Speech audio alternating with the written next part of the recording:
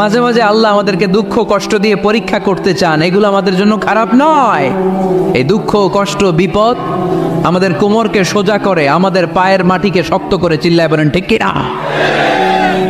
প্রতিকূল পরিবেশে কিভাবে বাঁচতে হয় এই দুঃখ কষ্ট আমাদেরকে শিখায়।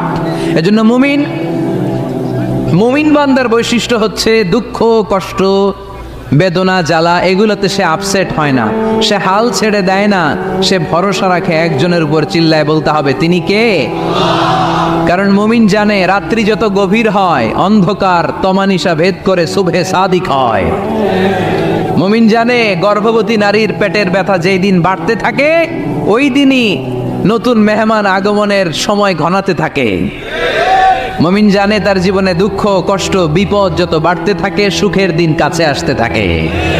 এজন্য মুমিনের হারাবার কিছু নেই।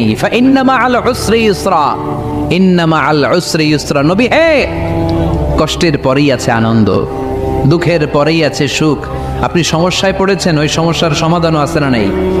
এই পৃথিবীতে এমন কোন সমস্যা আছে যেটার সমাধান নেই? কথা বলেন। সমস্যা তৈরি করেছে কে? আবার সমাধানও দিয়েছে কে? Allah doesn't create a lock without its key. Allah কখনো চাবি না বানাইয়া ওইটার তালা বানায় নাই। কথা কন। তালাও যেহেতু আছে ওই তালার চাবিও বানিয়েছে কে? মা আনজালাল্লাহু দান ইল্লা আনজালাল্লাহু লাহু শিফা। আল্লাহ দুনিয়ায় এমন কোন রোগ পাঠায় নাই যেই রোগের ঔষধ বানায় নাই, এমন কোন রোগ নাজিল করে নাই যেই রোগের কোনো চিকিৎসা বানায় নাই, হয়তো সেটা আবিষ্কার হয় নাই। অনেকে ক্যান্সারের কথা বলতে পারেন যে হুজুর ক্যান্সার এমন রোগ, এই ক্যান্সার তার নাই কোনো অ্যান্সার, কিন্তু বিজ্ঞানীরা বলতেছে এটারও অ্যান্সার আবিষ্কৃত হচ্ছে। সুবহানাল্লাহ কইবেন না? কিছু কিছু ক্ষেত্রে হয়েও গিয়েছে।